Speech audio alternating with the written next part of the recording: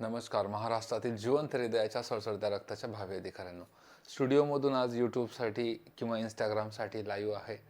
MPSCच्या मार्फत आधीच्या काळात म्हणजे जानेवारी महिन्यात ग्रुप बी ग्रुप सीचे एक्झाम घेण्यात आली. त्याचं अंकगणित आणि बुद्धिमत्ता हा विषय मी शिकवतो. म्हणजे MPSC, UPSC, staff selection commission, railway recruitment board किंवा इतर सर्व ज्या परीक्षा आहेत, बँकिंग वगैरे, या सगळ्यांसाठी लागणारं मॅथमॅटिक्स आणि रिझनिंग मी शिकवतो. त्यातलं यावर्षी MPSCने अगदी जानेवारी महिन्याच्या सुरुवातीला ज्या परीक्षेत काही प्रश्न विचारले, म्हणजे 20 प्रश्न तब्बल होते. 20च्या 20 प्रश्न फार ट्रिकी होते. बघा, अंकगणितमध्ये काय असतं, बऱ्याच मुलांना वाटतं मला मॅथ येत नाही. तर मॅथ हे एक्झामला नसतंच मुळात. त्याला लॉजिकल मॅथमॅटिक्स असं म्हटलं जातं. काही गणितं मी तुम्हाला या ठिकाणी लॉजिकली सॉल्व करून दाखवणार आहे. त्या एक गणित वेगवेगळ्या प्रकारे सॉल्व करता येतं. जर बघितलं तर एक्झाम हॉलमध्ये पुरेसा वेळ नसतो, कारण भरपूर सारे विषय तुम्हाला कव्हर करायचे असतात. हा व्हिडिओ आता या रोजी म्हणजे मी मार्च महिन्यात बनवतोय, 8 मार्चला जागतिक महिला दिनानिमित्त. आपल्या सर्वांना जागतिक महिला दिनाच्या खूप खूप शुभेच्छा. हा व्हिडिओ 8 मार्चला बनवत असताना महाराष्ट्रातल्या विविध जिल्ह्यांच्या ठिकाणी पोलीस भरती चालू आहेत, पोलीस भरतीचे फिजिकल्स चालू आहेत आणि येणाऱ्या काळात पोलीस भरतीच्या जे लेखी परीक्षा असेल, ज्याला आपण ऑब्जेक्टिव्ह टाईपची परीक्षा म्हणतो, त्यासाठी बरेच विद्यार्थी पात्र सुद्धा होतील. या लेखी परीक्षेसाठी पात्र झालेल्या विद्यार्थ्यांना अंकगणित 25 मार्क, बुद्धिमत्ता 25 मार्क, GK 25 आणि मराठी व्याकरण 25 असं साधारणतः 100 मार्काचा वेटेज असणारा पेपर आहे. आज रोजी जे गणित मी या ठिकाणी सॉल्व करतोय ते जरी MPSCचे असले किंवा एका विशिष्ट आयोगाने त्याला विचारलेले असले, तरीही त्याला सॉल्व करण्याच्या ज्या टेक्निक्स आहेत त्या नक्कीच तुम्हाला येणाऱ्या पोलीस भरती किंवा वेगवेगळ्या हायकोर्ट किंवा कोर्टाच्या एक्झाम्स किंवा वेगवेगळ्या म्युनिसिपल कॉर्पोरेशन्सच्या ज्या एक्झाम्स आहेत त्या सर्वांना लागू पडतात किंवा त्या ठिकाणी तो सॉल्व करताना नक्कीच तुम्हाला त्याचा फायदा होणार आहे. बघा, एक सरासरी किंवा सलग संख्यांची दिलेली आहे. म्हणजे एक असा प्रश्न विचारला आहे की 6 सलग समसंख्यांची बेरीज 150 आहे, बरोबर. काही XYZ 6 संख्या आहेत, तर त्या पुढील सलग 3 समसंख्यांची बेरीज किती असेल हे विचारलंय. आता लॉजिकली इथं बघा, बेरीज ही किती आहे रे? 150 आहे. काहीतरी 6 संख्या आहेत, त्यांनी दिले आहेत ABCDEF.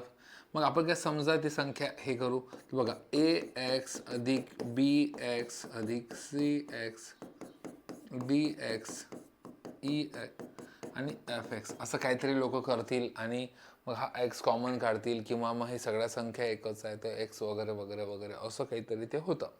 पण मला वाटतं एवढ्या लेंदी जाऊ नका.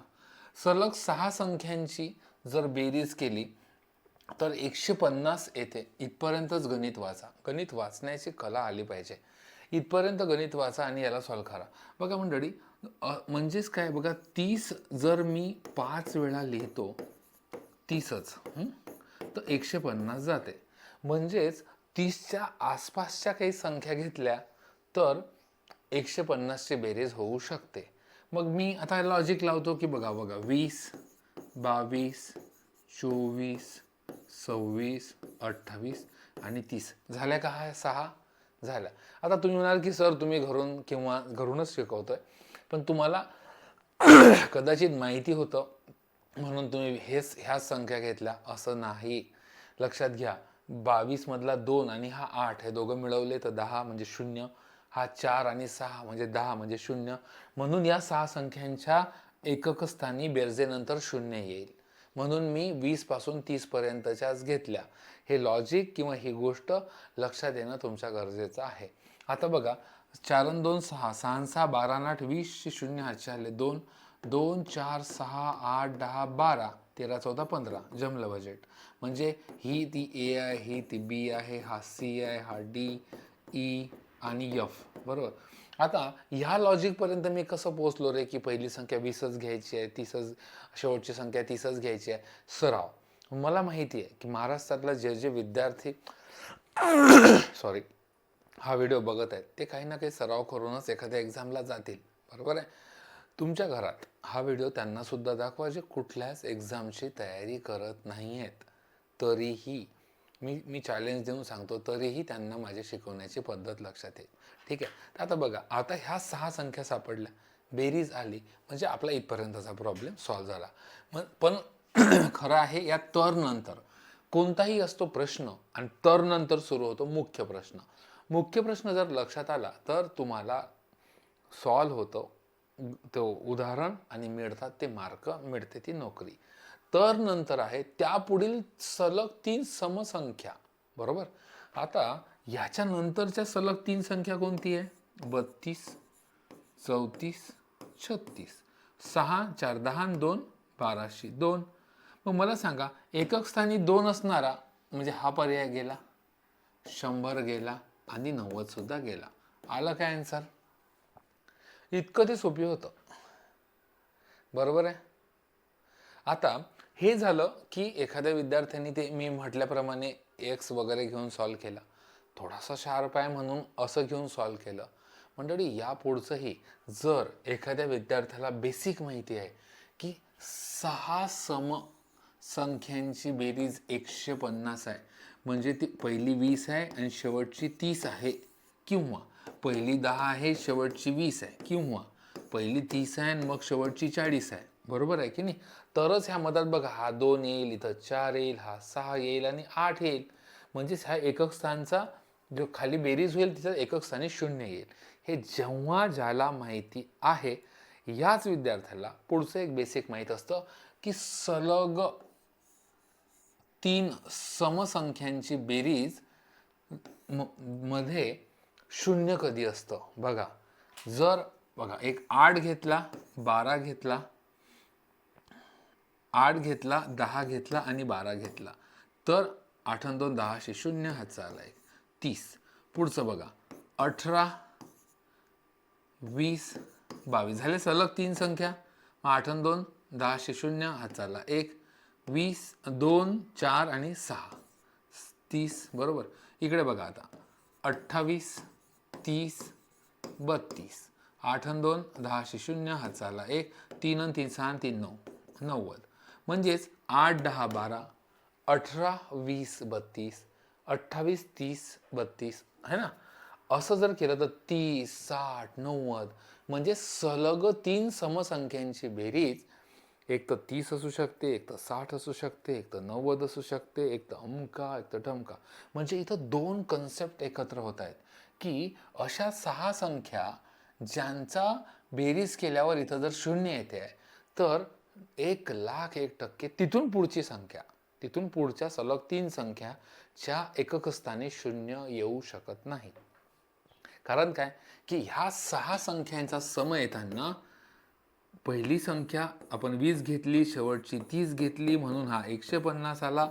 म्हणून इथून पुढची 32 34 36 102. आता हे 102 मी काढले, पण बेसिक काय आहे, 6 जर सलग संख्यांच्या एकक स्थानी 0 आहे तर तिथून पुढचा म्हणजे हे काहीच करायची गरज नव्हती. तिथून पुढचा जो काय 3 संख्या आहेत सलग त्याच्या एकक स्थानी 0 येऊ शकत नाही. हा जर नियम तुमच्या लक्षात आला तर मग बघा, तर 0 एकक स्थानी ज्यांच्या आहे, 0 एकक स्थानी ज्यांच्या आहे ते आपल्या उत्तरात असूच शकत नाहीत. बरोबर. म्हणजे आता पोहोचलो आपण एक्झॅक्ट उत्तरापर्यंत. तर सलग 3 समसंख्या, याचं उत्तर हे आलं. म्हणजे हा प्रश्न आता बघा, मी मागच्या जवळपास 9 मिनिटापासून हा प्रश्न तुम्हाला सॉल्व्ह करून द्यायचा प्रयत्न करतोय. पहिली मेथड बघा, मेथड नंबर 1 काय होती की त्या 6 संख्या शोधा. बरोबर. त्या 6 संख्या शोधून नंतर 3 संख्या शोधा. बरोबर. आणि मग ते जे काय असेल ते करा. दुसरी मेथड काय होती रे? मेथड नंबर 2, ह्या 6 संख्या शोधताना फॉर्म्युला वापरला. दुसऱ्या मेथडमध्ये अंदाजी 6 संख्या शोधल्या, अंदाज लावून 6 संख्या शोधल्या आणि मग 3 संख्या शोधल्या, म्हणजे दोन्ही याच्यात वेळ जातो. तिसरी मेथड काय आहे? तिसरी मेथड नंबर 3 की तुम्हाला बेसिक माहिती पाहिजे. बरोबर आहे. तर बेसिक काय होतं की 6 सलग संख्याची जर बेरीज केली आणि बेरजेच्या एकक स्थानी जर 0 आला, बरोबर, तर तिथून पुढच्या 3 सलग संख्येच्या एकक स्थानी 0 येऊ शकत नाही. म्हणजेच काय, method number 3 related to basic. आणि जर तुमचं बेसिक पक्क असेल तर तुम्हाला या 2 मेथडमध्ये जो एक्झाममध्ये वेळ लागतो तो लागणार नाही. मंडळी, तुमच्या लक्षात येतं का मला काय म्हणायचं आहे? ह्या 2 मेथडमध्ये म्हणजे जे आपण लॉंग टर्म करतोय, इकडे कोणताच फॉर्म्युला आपण वापरला नाही. मी माझ्या शिकवणीत कधीच विद्यार्थ्यांना कोणताच फॉर्म्युला वापरू देत नाही. परंतु विषय असा झालाय की आजचा विद्यार्थी हा गणिताला अगदी शाळेतल्या गणितासारखं घेतो, वेगवेगळ्या मेथड फॉर्म्युल्याने सॉल्व करतो. अरे पाडे आणि वर्गपाठ करतात मुलं, दुःख होतं. तसं काहीच करू नका मंडळी. बेसिक लक्षात घ्या की 6 संख्या आहेत. 6 संख्यांच्या एकक स्थानी जर बेरजेनंतर एकक स्थानी अमुक अमुक असेल आणि आयोगाने तसंच दिलेलं असते तुमचा वेळ वाचावा म्हणून. हा ग्रुप बीचा पेपर आहे ज्याच्यात 20 प्रश्न होते अंकगणित बुद्धिमत्ताचे. पण मी सांगतो ना, जवळजवळ 4.5 लाख मुलं या एक्झामला बसले. 4.5 लाख मुलांपैकी मी म्हणेल 40 मुलांनाच कदाचित 20चे 20 सॉल्व झाले असतील आणि उरलेले 80 ज्याच्यामध्ये इतिहास, भूगोल, राज्यशास्त्र किंवा नागरिकशास्त्र, अर्थशास्त्र, विज्ञान ज्याला सामान्य विज्ञान म्हटलं जातं आणि चालू घडामोडी, हे 6 आणि 7वा विषय जो आहे हा बुद्धिमत्ता व अंकगणित. सो ते 6 विषय त्याच विद्यार्थ्याला सॉल्व झाले आणि हे 20 हार्डली 40-50 विद्यार्थ्यांना, आणि ते पास होणारेच आहेत. बरोबर. ते ठराविक लोक काय करतात, त्यांचा बेसिक खूप क्लिअर असतं. बेसिक माहिती जर तुमच्याकडे, मग आता बेसिक माहिती मिळवायची कुठून? 3 प्रकार आहेत. एक, स्वतः तुम्ही तितके शार्प असावं. कोणी कितीही कशाही प्रकारे शिकवो, आपला मेंदू वापरण्याची तुमची टेक्निक असली पाहिजे. पुढचा शिक्षक, पुढचा व्यक्ती कोणत्या प्रकारे शिकवतो, आणि ही मेथड अगदीच नवीन आहे परंतु एक्झाम हॉलमध्ये मी वापरू शकेल का दिलेल्या वेळेत, तर हे तुम्ही अभ्यासलं पाहिजे. त्यापेक्षा वेगळं काय असू शकतं. परंतु मंडळी, जर एखाद्या गोष्टीला बेसिक आहे तर बेसिकला कुठलंच ऑप्शन नाही आहे. बेसिकवर व्यवस्थित काम करा, म्हणजे तुमचा इथून पुढचे बरेच गणित मी सॉल्व करून देतो. त्याच्यात तुम्हाला मी बेसिकवर घेऊन जाईल. वेगवेगळ्या मेथडनी सगळे गणित मी सॉल्व करून देतो. याच्यानंतरचं एक छान गणित आपल्याकडे आहे बघा. याच्यानंतरचं हे गणित आहे, म्हणजे समजलं ना. म्हणजे मला काय एक्सपेक्टेड आहे रे, की इथं बघा एक आहे प्रश्न आणि एक आहे मुख्य प्रश्न. तर 3 सलग संख्यांच्या समची बेरीज किती असेल? मग मी 6च्या समची बेरीज 50 आहे, म्हणून मला एक माहिती आहे की 3 समसंख्यांचं सलग जर काढलं तर एकक स्थानी 0 येणार नाही, हे माझ्या डोक्यात फिक्स आहे. किंवा तिथं एक्झाम हॉलमध्ये गेल्यावर कळलं. बरोबर. म्हणजेच मी डायरेक्ट उत्तर हे लिहून येईल ना. तसंही ऑड मॅन आउट या नियमाला जर तुम्ही गेलेत तर ह्या उदाहरणात डोळे लावून, ज्याला गणितातलं, त्या सलगमधलं, सरासरीतलं, संख्याशास्त्रात काहीच माहीत नाही, पण ऑड संख्या कोणती दिसते, तर 80 का 90 का 100 का 102, तर मग यार ऑड मॅन आउटमध्ये 102 उडवून येईल. खरं आहे का खोटं आहे? म्हणजे मी 2-3 टेक्निक देईल तुम्हाला एखादा हे सॉल्व करायच्या. ठीक आहे. बघा, कोणतंही उदाहरण असो त्याला सॉल्व करताना तुम्ही कशा टेक्निक्स वापरता ते तेव्हाच महत्त्वाचं आहे जेव्हा त्या टेक्निकच्या मागे तुम्ही काय शास्त्र वापरता, आणि ते शास्त्र अंकगणित बुद्धिमत्तामध्ये असतं, ते म्हणजे बेसिकचं. तुमचा एखाद्या विषयाचा गाभा हा तितका मजबूत पाहिजे. ठीक आहे, जाऊ पुढच्या उदाहरणाकडे. एक पुढचं उदाहरण बघा. जे बघा, उदाहरणं खूप आहेत, पण मला तेच उदाहरणं घ्यायचे आहेत ज्याच्यामध्ये मला काहीतरी टेक्निक तुम्हाला वापरून त्याला सॉल्व करता येईल, की याच्यामध्ये काय टेक्निक होती बा. जसं आता हे उदाहरण आहे, हां,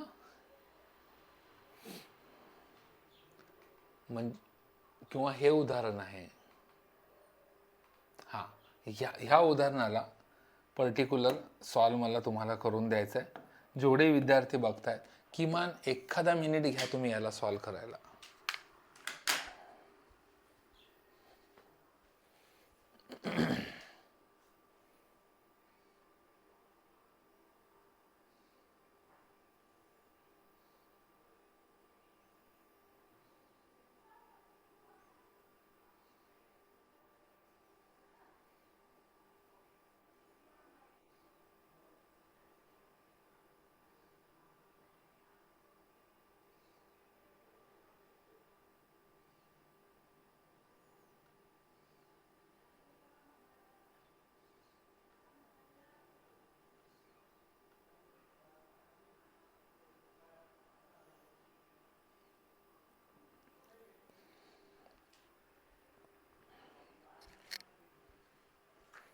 चला देऊ मी सॉल्व करून.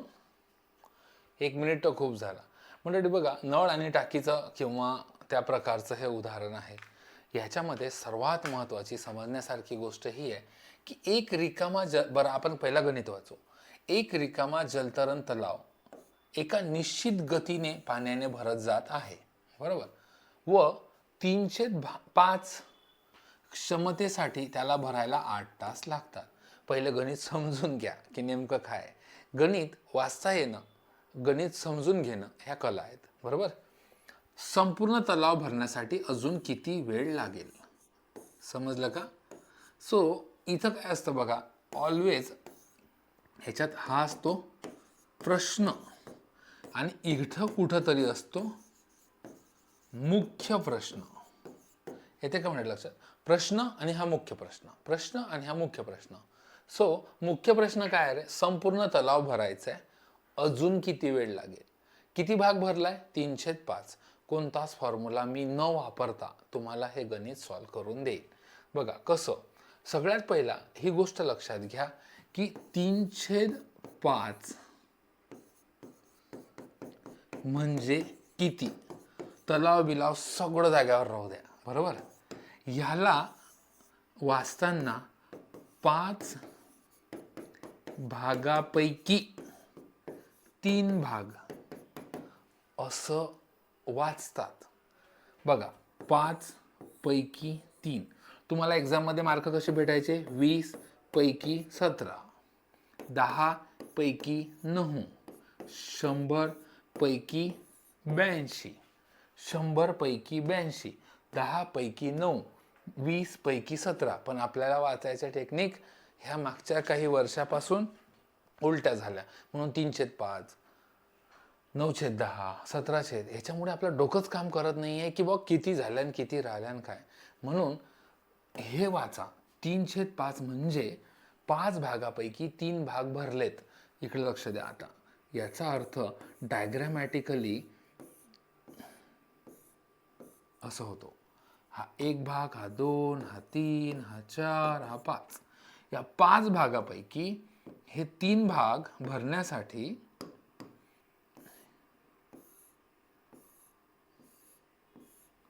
बरोबर, हे 3 भाग भरण्यासाठी 8 तास लागले, बरोबर. 3 भाग भरायला 8 तास लागले. याच्यावरून आपण 1 भाग भरायला किती तास. आता काढायचं काय आहे, हे उर्वरित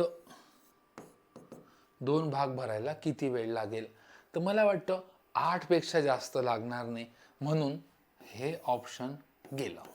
सगळ्यात पहिले एलिमिनेशन मेथड वापरा. एक ऑप्शन आपलं गेलं. ठीक आहे. दुसरं 6-20, 5-20 की 5-30 हे आपण नंतर बघू. आता बघा 3 भाग भरायला किती लागलं रे? बघा 3 भाग भरायला किती वेळ लागला? 8 तास. थोडंसं प्रॉपर ऑब्झर्व करा. उत्तर तासात आहेत की मिनिटात आहेत? उत्तर तासात आहेत का मिनिटात आहेत? तर मिनिट आहेत. म्हणून त्या 8 तासाचे 60 मिनिटने जर गुणलं तर एवढे मिनिट येतात. मग ह्याला 3 भाग भरायला 480 मिनिट लागले. म्हणून 3 भाग यांनी जर याला भागलं तर एक भाग भरायला किती लागेल? तर 3 एक 3, 3 आता इथं राहतात 18, 3 सक 18, म्हणजे एक भाग भरायला 160 मिनिट. बघा मंडळी, लक्षात येते का तुमच्या? एक भाग भरायला 160 मिनिट, दुसरा भाग भरायला अजून 160 मिनिट, म्हणजेच 320 मिनिट. आणि 320 मिनिट म्हणजेच 5 तास, म्हणजे 300 आणि 20 मिनिट म्हणजे 20, म्हणून 5 तास 20 मिनिट. जमलं? सोपी होतं. कोणता फॉर्म्युला वापरला का? अजिबातच नाही. त्याच्यामुळे हे आहे टेक्निक सॉल्व करायची. त्या 8 तासाला तुम्ही तसं 3 भागलं तर फ्रॅक्शनमध्ये उत्तर येतं. परंतु उत्तर ऑलरेडी ऑप्शनमध्ये तुम्हाला एक क्ल्यू दिलेला आहे बारीकसा की मिनिट. मग त्या 3 म्हणजे सगळ्यात पहिली गोष्ट आहे की हे लक्षात येणं. 3/5 आजकाल किंवा आधीपासून सुद्धा ती पूर्णांक अपूर्णांक जर बघितले तर आपली घाबरायला होते, है ना? तसं अजिबात घाबरायचं कारण नाही आहे मंडळी. ठीक आहे. तुम्ही काय करायचं, हे पूर्णांक असो, मी इथं शिकवलं 3/5 म्हणजे किती? 5 भागापैकी 3 भाग भरायला.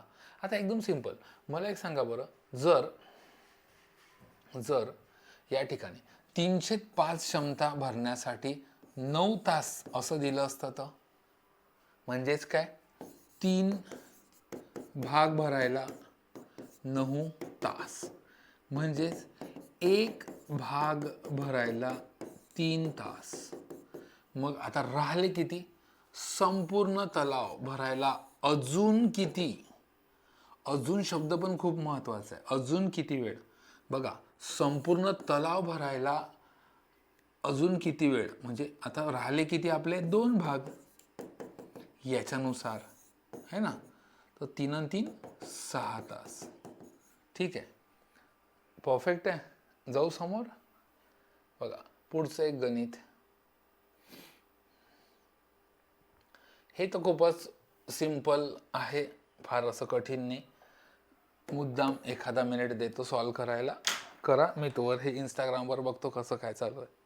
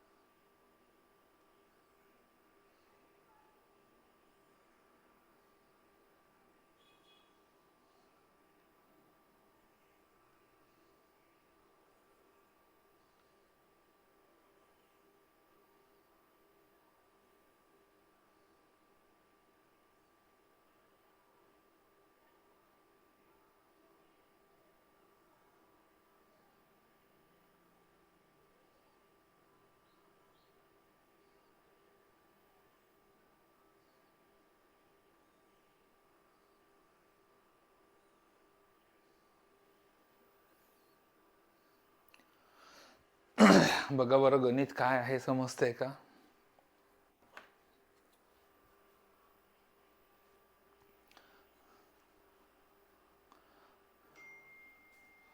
येस.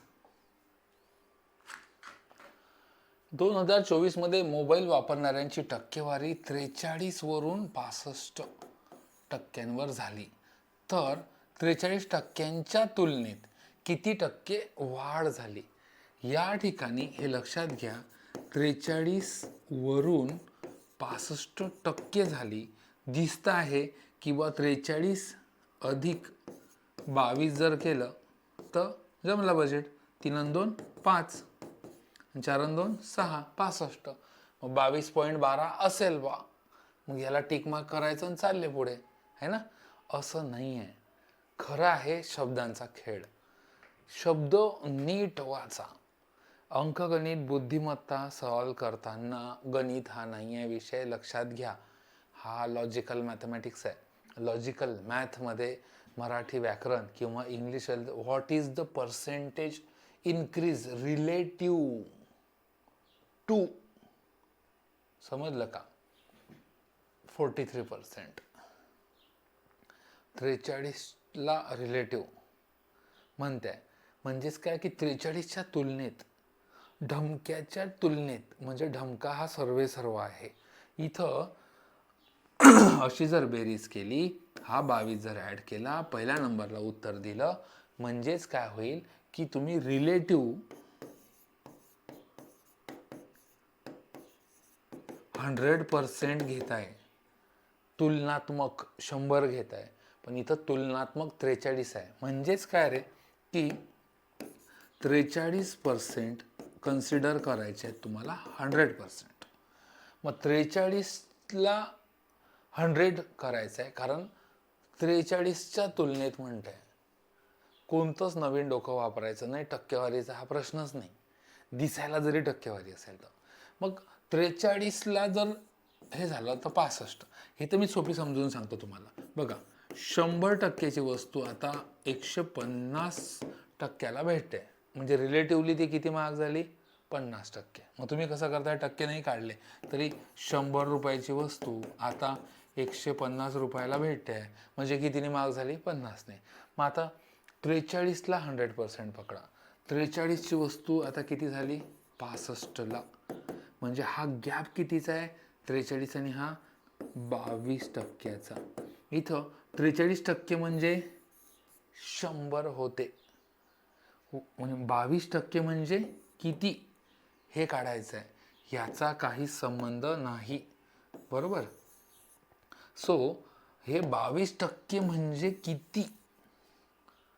तर लक्षात घ्या की 43% म्हणजे हे. आता याला अर्ध करा बरं. 50% म्हणजे किती रे? 21.5%, बरोबर आहे? मग 22% म्हणजे, मी व्यवस्थित लिहितो त्याला जरा, ठीक आहे. 100 म्हणजे एवढे, 21.5% म्हणजे 50%. तर 22 म्हणजे किती? तर 22 म्हणजे 1,01,000, 50%पेक्षा थोडेसे जास्त. म्हणून 45 उत्तर असेल का? 22 उत्तर असेल का? आणि 80 नाही. आला आन्सर. ॲक्युरेट आन्सर हे स्कूल, कॉलेज किंवा आणखी एखाद्या एक्झामला तिथं स्टेप वाईज तुमचे मार्किंग असतं, तिथंच काढावं. इथं मला ही मेथड आवडली किंवा मला ही सुचली, किंवा एक्झाम हॉलमध्ये इतकाच वेळ असतो, म्हणून मला तुम्हाला सर्वांना सांगायचं आहे की अशा अँगलने जर तुम्ही सॉल्व केलं तर मला नाही वाटत की तुमचा मार्क जातो. परफेक्ट आहे. जाऊ समोरच्या एका उदाहरणाकडे. त्याच्यामुळे नेमका प्रश्न कसा आणि तो वाचण्याचा तुम्हाला कार्यक्रम लक्षात आला पाहिजे, बरोबर? करा ह्या प्रश्नाला सॉल्व. एखादा मिनिटाचा कालावधी ॲज इन प्रोटोकॉल म्हणून मी देतो, तोवर मी तिकडे चेक करतो आपलं काय चालू आहे.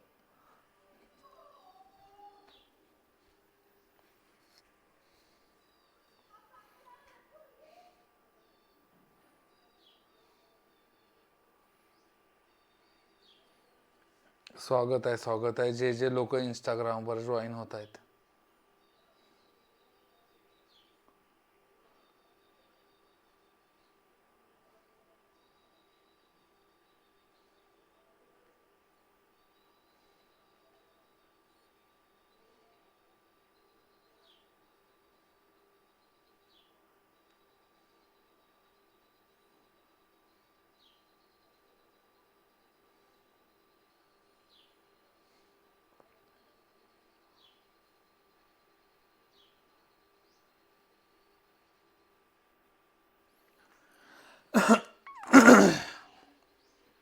बघा, इथे बरंच शब्दांचा खेळ आहे, गणित नाही आहे. एका देशातील राज्यांची संख्या व केंद्रशासित प्रदेशांची संख्या यांचं गुणोत्तर 52:53 आहे. तर त्या देशातील राज्यांची संख्या केंद्रशासित प्रदेशाच्या संख्येत किती टक्क्यांनी जास्त आहे? बघा, इथं 52 राज्य, केंद्रशासित 13, बरोबर. म्हणजे 13 एक 13, 1352, 4:1 हा रेशो आहे. लक्षात येते का? मग ही याच्यापेक्षा कितीने जास्त आहे, पण टक्केवारीत, असं त्याला म्हणायचं आहे. केंद्रशासित प्रदेशात राज्याचा आणि त्याचा म्हणजे 13 पेक्षा 52 हा टक्केवारीने किती जास्त आहे. मग 100 जर घेतला आपण सगळं मिळून, तर 13 13 13 झाले का रे? हे बघा, इथून पासून हे सगळे मिळून 52 आणि हा एकटा 13. हे झाले राज्य आणि हा केंद्रशासित प्रदेश. परफेक्ट आहे. मग 13 आणि 52 याचा त्या देशाची संख्या केंद्रशासित प्रदेशाच्या म्हणजे राज्यांची संख्या कितीने आहे जास्त? तर याचं उत्तर इथं येईल बघा, 80 की 60. इथं 20 20 20 20 आणि हा 20 असं मिळून सगळे होतात 100. इथं 52 राज्य म्हणजे किती झाले? 80. इथं 13 म्हणजे झाले 20. मग ह्याची तुलना जर केली तर 60. So this is the answer. आता हे जरा टेक्निकली समजायला कदाचित तुम्हाला कठीण जात असेल, पण हे असंच आहे मंडळी, आणि असंच सॉल्व्ह करावं असं मला वाटतं. ठीक आहे का? हे जेवढे लोक इंस्टाग्रामवर बघतायत, सचिन वारुळकर ऑफिशियल असं आपलं एक यूट्यूबचं चॅनल आहे.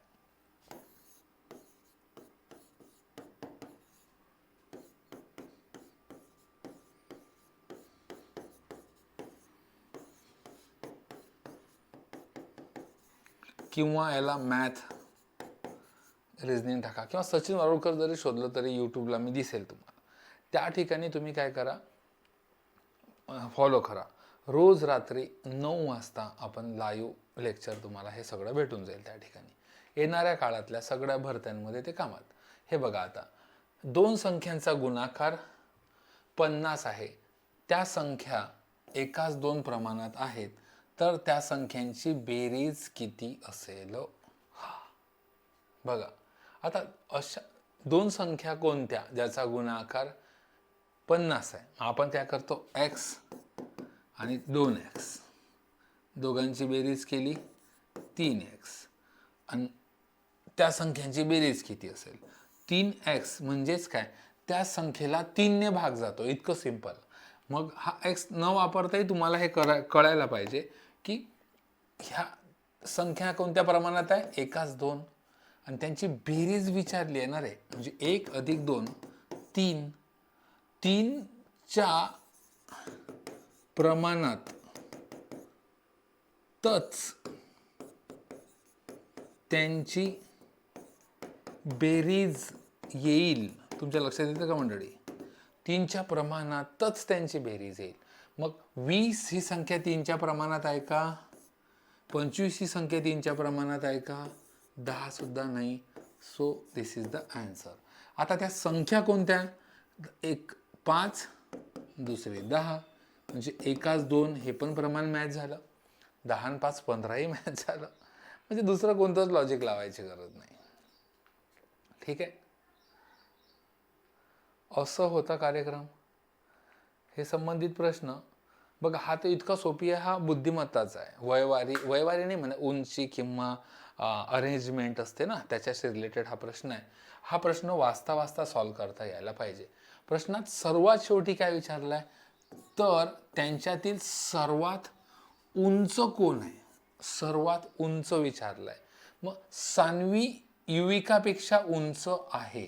सान्वी जर युविकापेक्षा उंच आहे तर सर्वात उंच युविका येईल का, नाही. पण नीलाक्षीपेक्षा नाही. मग सान्वी जर नीलाक्षीपेक्षा उंच नाही, म्हणजेच सान्वी ही सर्वात उंच येईल का. दोन ऑप्शन वाचता वाचता गेले, तुम्हाला डायग्राम काढायची गरज नाही. पुढे, चैताली नमितपेक्षा उंच आहे. मग नमितापेक्षा जर चैताली उंच आहे तर नमिता सर्वात उंच येईल का, नाही. पुढचं वाचायची गरजच नाही, उत्तर आलं. उरलं ते उत्तर. किती सोपी होतं.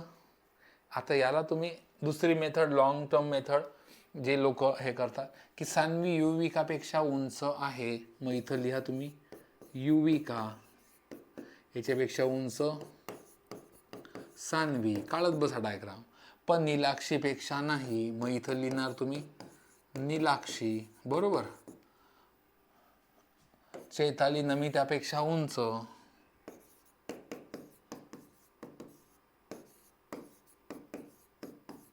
बरोबर.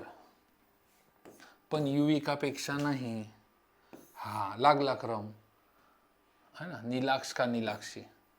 तर त्यांच्यात सर्वात उंच कोण, आलं उत्तर. पण मग हे दोघं डोक्याला येते की अरे इकडे असू शकतात का, अजून कुठं असू शकतात का. योगायोग इतकं सरळ आलं, पण असं न करता तुम्हाला चालता चालता उत्तर येऊ शकतं. फक्त मुख्य प्रश्न काय, तर त्यांच्यात सर्वात उंच कोण आहे, सर्वात उंच. सान्वी युविकापेक्षा उंच, सान्वी युविकापेक्षा उंच असल्याच्यानं युविका सर्वात उंच येणार नाही. पण नीलाक्षीपेक्षा नाही आहे, म्हणून सान्वी नीलाक्षीपेक्षा ठेंगणीच राहणार आहे. चैताली नमितापेक्षा, मग नमितापेक्षा कोणतरी उंच असल्याच्यानं ही उंच येणार नाही. So Nilaksh is the answer. एवढं सोपी होतं. आता हे आकृतीतले त्रिकोण शोधायचे. 1 2 3 4 5 6 लिहायचं. 6 आणि 5 11, 11 आणि 4 15, 15 आणि 3 18, 19 20 आणि 21. हे तेवढं असतं. याचं बेसिक सांगू का, हा बघा, याच्यात एक लिहितो म्हणून एक त्रिकोण, याच्यात 1 आणि 2 लिहितो, हा एक मोठा, हे आतमधले 2, असे 3 झाले, म्हणून 1 + 2 = 3 होतात. जर असं केलं 1 2 आणि 3, 1 2 3 आणि 2 5 आणि 1 6, म्हणून आपण याच्यात 1 2 3 4 5 6 लिहितो. काहीच कोणतीच जादू नाही. कोणी जादू करत असेल तर उगाच इम्प्रेस व्हायचं नाही. ठीक आहे, चला. आकृतीचं निरीक्षण करून पर्याय चिन्ह हे करा. इथं रिकामा बॉक्स होता, त्याच्या अपोजिटला जाते आणि डार्क होते. मग इथं डार्क आहे, म्हणजेच बहुतेक असं होऊ शकतं की इथं व्हॅकंटवाला येऊ शकतो, है ना. म्हणून असं येईल का, हे 2 तर गेलेच, आणि ज्या ठिकाणी तो आहे त्याच ठिकाणी असं असेल का. So this is the answer. सही जा रहे, एनी प्रॉब्लेम.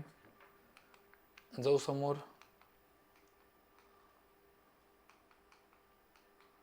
हा, हे उदाहरण मला खूप छान आवडलं. एक्सची किंमत शोधा. शोधून बघा बरं. मी 1 मिनिटाचा वेळ देतो सगळ्यांना, यूट्यूबवरच्यांना पण आणि इंस्टाग्रामवरच्यांना पण.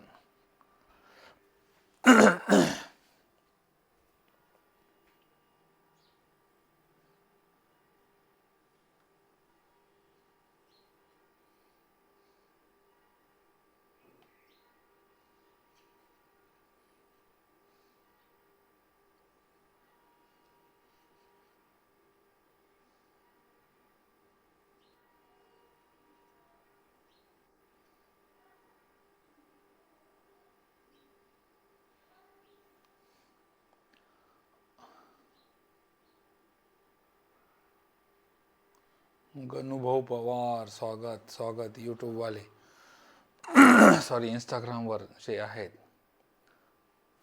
पवन अहेर,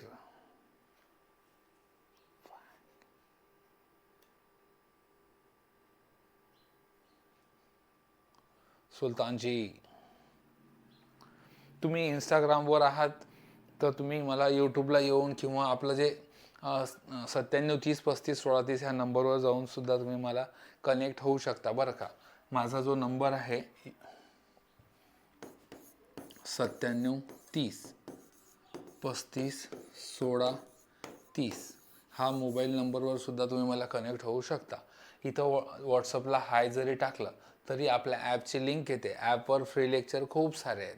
फ्री नंतर तुम्हाला 99, 499 आणि 999 असे 3 वेगवेगळे कोर्सेससुद्धा तुम्हाला भेटतात. त्याच्यामुळे तुम्हाला जसं योग्य वाटे तसं घ्या. माझ्याकडे 2 ॲप आहेत. एक सचिन वारुळकर किंवा SW लाईव्ह, बघा ही एक ॲप, आणि दुसरी ॲप आहे सचिन वारुळकर. त्यातल्या कोणत्याही ॲपला तुम्ही जाऊन अप्रोच करू शकता. त्या ठिकाणी भरपूर सारे कोर्सेस आहेत. ठीक, चालेल. आता हे उदाहरण सॉल्व करायचं होतं. कसं सॉल्व करायचं आहे? सिम्पल आहे. काही लोक काय करतील, आता बघा मी हे इथं आधी कोणीतरी लिहिलेलं आहे, मी हा घेतलेला पेपर. 30x अधिक 40x, घाई घेत तो काय करतो, अधिक 38x, 8 3 आणि 3 6 4 10, म्हणजे आता तीनही कोणांची बेरीज किती, 180 डिग्री. यातून 108 मायनस केला, राहिले किती, 72x. एक्सची किंमत किती आली, 72 आली. चलो आगे, है ना. हे असंच करणार 99.99% लोक. पण शांततेत विचार करा, ते तसं आहे का रे, अजिबात नाही. 30x 40x आणि तो 38 आहे, तो x वेगळा आहे बरोबर. मग याचं कसं करायचं आहे, नेमकं काय कसं काढणार, तर बघा इथं आहे, नंतर तो x आणि तो 38 वेगळा आहे. हां, मग त्याला तुम्हाला याची तिघांची बेरीज किती होते, 40 आणि 30 70 आणि हा 71x अधिक 80.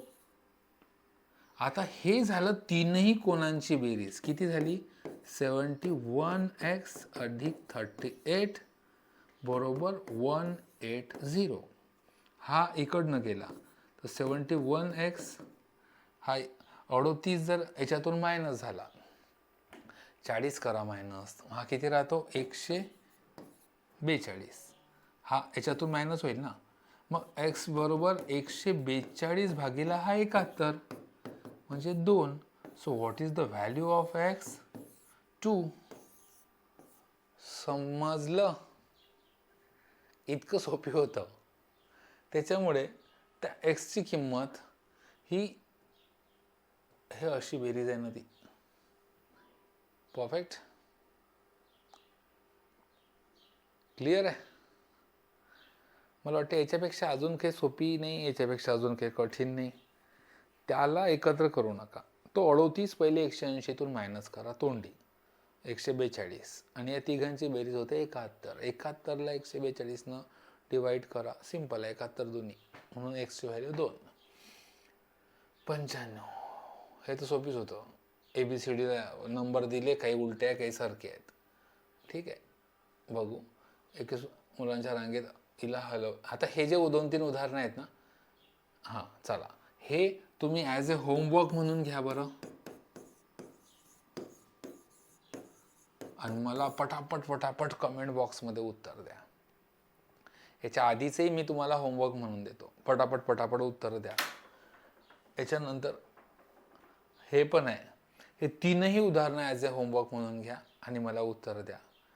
एवढंच बोलून थांबतो. बघा, रोज आपलं लेक्चर रात्री 9 वाजता असेल यूट्यूबला आणि इंस्टाग्रामला सुद्धा. थांबतो. काळजी घ्या स्वतःची, समाजाची. जय हिंद, जय स्वच्छ भारत. थँक्यू. नक्कीच मला तुम्ही माझ्या त्या दिलेल्या नंबरवर फॉलो करू शकता. इंस्टाग्रामला पण मी आहे. 9730351630 ह्या व्हॉट्सअप नंबरला जस्ट हायचा जरी मेसेज टाकला तरी मी माझ्या ॲपच्या लिंक देतो. येणाऱ्या काळातल्या सगळ्या परीक्षेला लागू होणारं अंकगणित बुद्धिमत्ता हा तुमच्यासाठी त्या ठिकाणी आहे. सोबतच रॅपिड फायर त्याच्यामध्ये भरपूर सारे क्वेश्चन्स मी तुमच्यासाठी घेऊन आलो आहे. तर नक्कीच तुम्ही त्याचा फायदा घ्या. थांबतो. जय हिंद, जय स्वच्छ भारत. तुमचा सचिन वारुळकर. थँक्यू. लेक्चर आवडलं असेल तर जास्तीत जास्त मित्रांपर्यंत शेअर करा.